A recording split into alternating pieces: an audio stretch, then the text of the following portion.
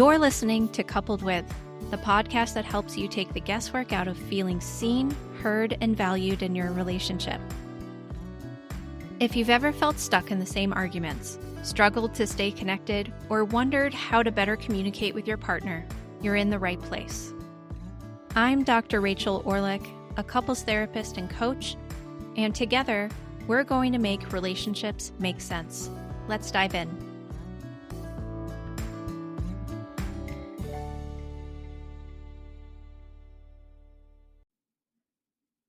You practiced what you were going to say. You replayed it in your head, softened the edges, chose calmer words.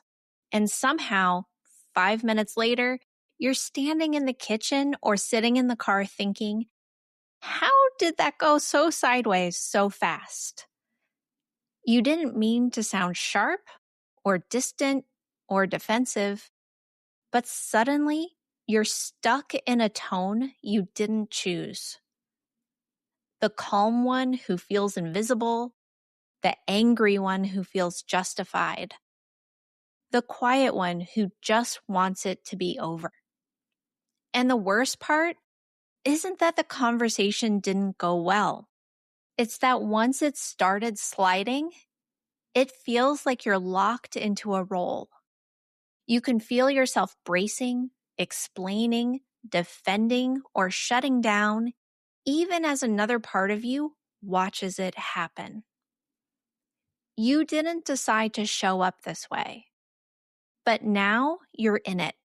And when the conversation ends, you're either replaying it with regret or sitting in anger and blame, convinced the other person is the problem.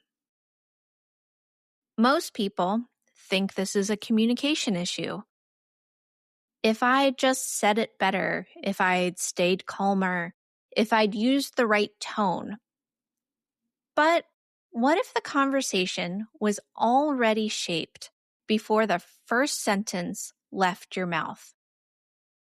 What if the real shift isn't about better words at all, but about how you enter the room, the text thread, the kitchen, the car? In this episode, we're talking about the one habit that quietly changes every conversation, not by controlling what you say, but by changing how you show up before you say anything.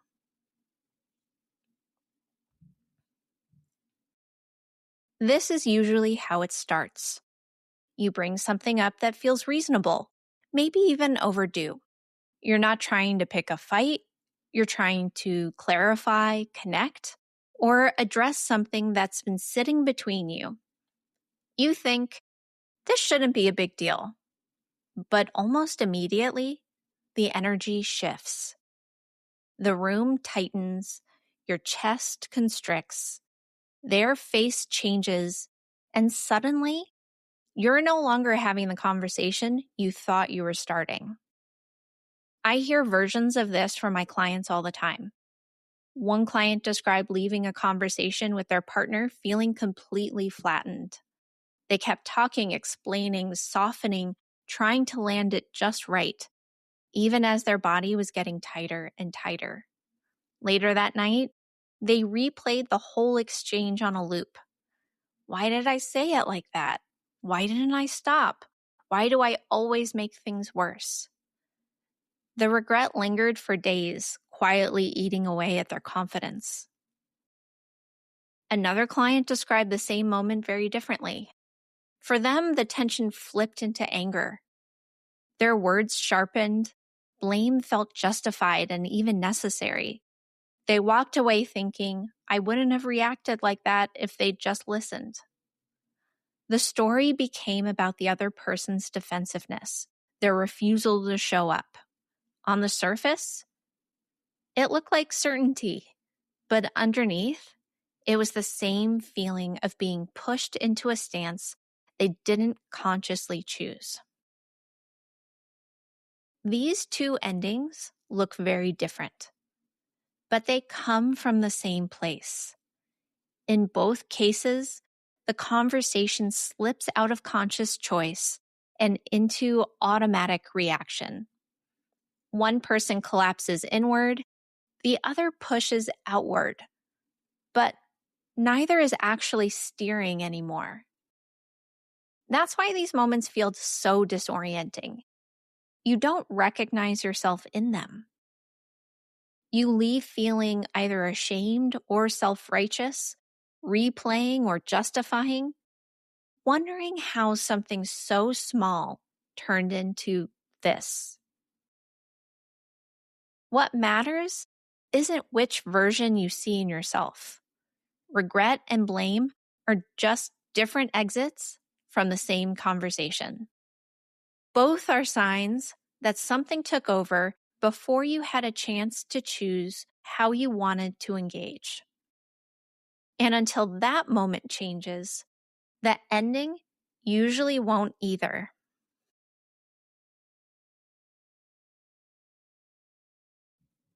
Most people walk away from these conversations with a very specific conclusion. I said it wrong.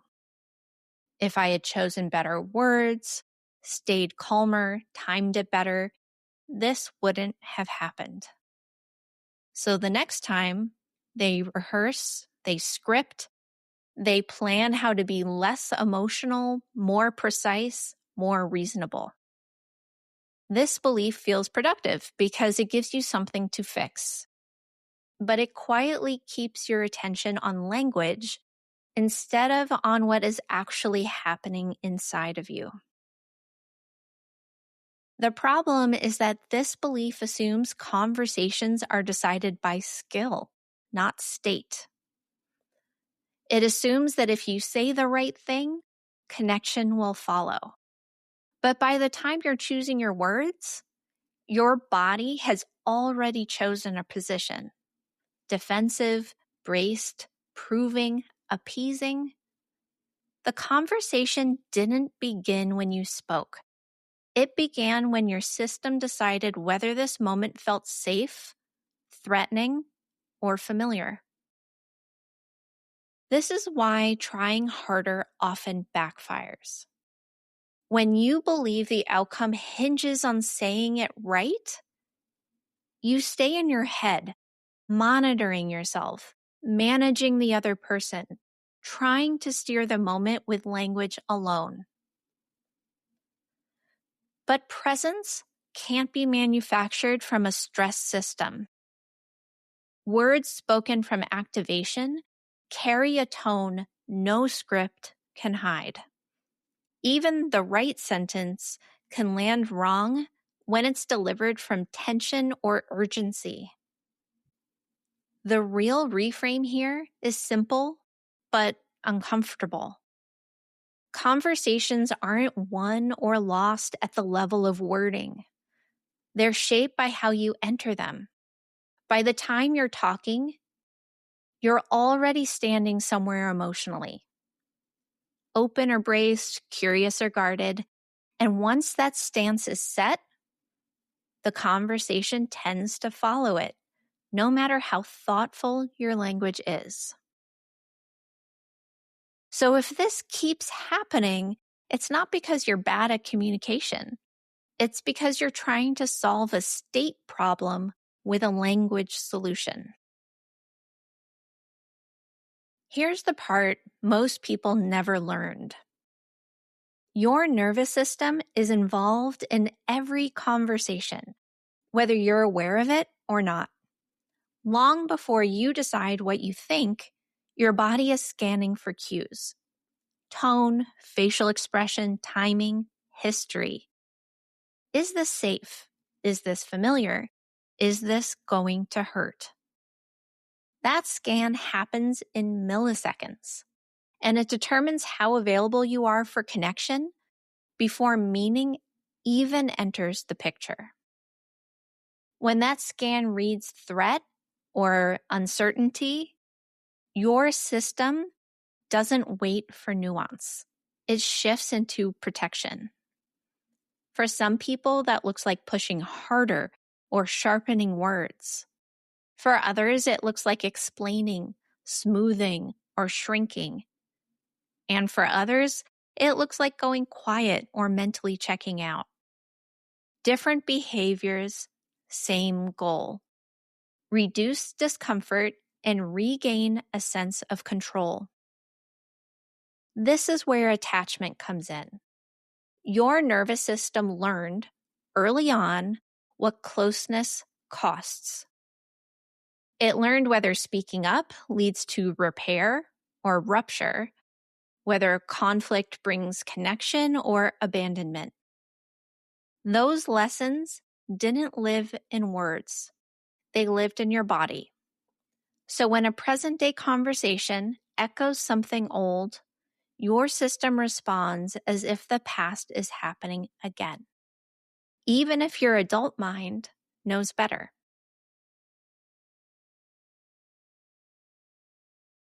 Once that protective response is online, language starts doing a different job. It stops being a bridge and becomes armor. You're not speaking to understand or be understood. You're speaking to defend, justify, manage, or escape. That's why conversations escalate or collapse so quickly. Two nervous systems are talking past each other, each trying to feel safe. Nothing here means you're broken or too reactive. It means your system is efficient. It learned how to survive relationships. And once you see that, the goal stops being perfect communication and starts being awareness of the state you're bringing into the room. There are two very different ways conversations tend to unfold. And the difference has surprisingly little to do with the topic. One is autopilot entry. You walk in already tight, already preparing for impact. Your body is ahead of you, reacting to the conversation you expect to have, not the one that's actually happening. The other is more of an oriented entry. You're still honest and direct, but you're not armored. You're not rehearsing an argument or defending a position before anybody has spoken. You're responding to what's in front of you instead of what your nervous system predicts. When you enter on autopilot, the conversation narrows quickly. You listen for threat, not for meaning. Neutral comments feel loaded. Small cues feel like proof. Even if the words stay polite, the emotional temperature often rises fast. That's how conversations escalate into blame or collapse into withdrawal. Not because the topic itself is dramatic, but because the stance is rigid. When you have a more oriented entry, it creates a different kind of momentum. There's more space. You can hear what's being said without immediately deciding what it means. Disagreement doesn't register as danger. This doesn't guarantee harmony, but it changes the trajectory. The conversation can bend instead of snapping into a familiar ending. Same people, same issue, different entry, different outcome. So, up until now, it might sound like the answer is to slow everything down mid-conversation. And sometimes that helps. But the habit that actually changes conversations happens earlier than that. Conversations don't start when you speak. They start when you decide how you're going to enter them. Most of us walk into conversations carrying an emotional posture. We're braced, guarded, hopeful, or already frustrated. We might be trying to win, trying to be understood, or trying not to rock the boat. All of that happens quietly and internally. By the time the conversation begins out loud, the stage is already built. This is what I mean by setting the stage. It's not about scripting the perfect response or controlling the outcome. It's about noticing the emotional position you're stepping into before contact is made. Are you entering already defended, already proving, already expecting disappointment? That stance shapes everything that follows. When you don't set the stage consciously, your nervous system will do it for you. It builds a familiar set based on past experiences and old endings. And then you walk onto that stage and play a role you've played before, even if you promised yourself you wouldn't. Setting the stage differently doesn't mean suppressing emotion. It means orienting yourself before you engage, noticing what you're bringing in, what you're already protecting, and what you're hoping this conversation will fix. That small shift moves you from autopilot into choice and gives the conversation a chance to unfold instead of reenact.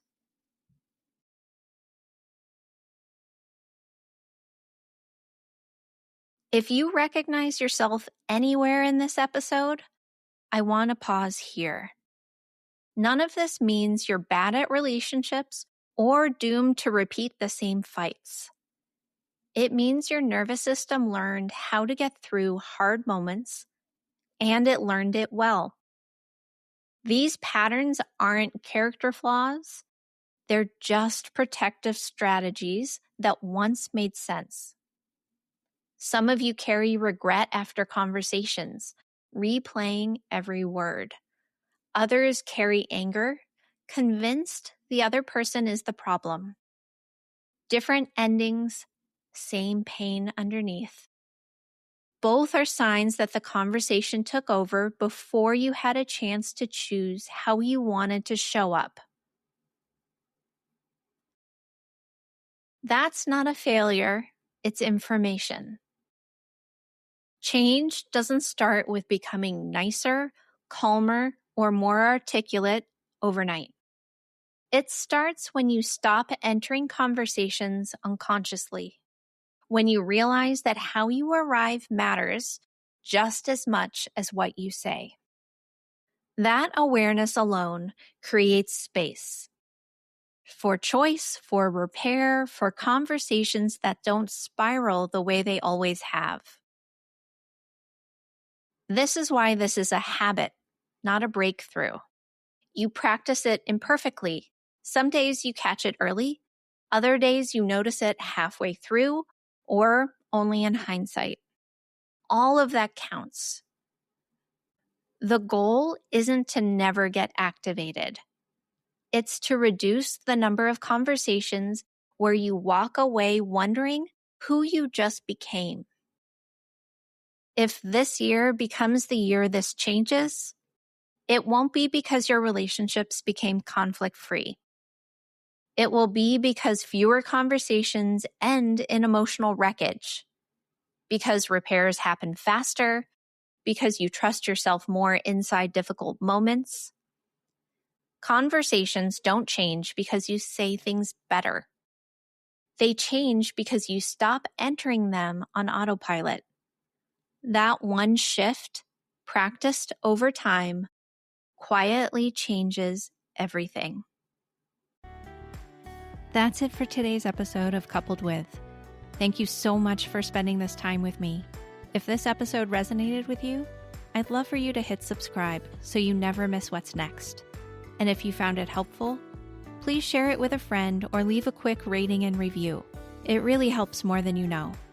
And if you're curious about how we might work together or want more resources to strengthen your relationship, head over to my website, www.drrachelorlick.com. You'll find free tools, podcast extras, and ways to go deeper. Thanks again for listening, and I'll see you next time.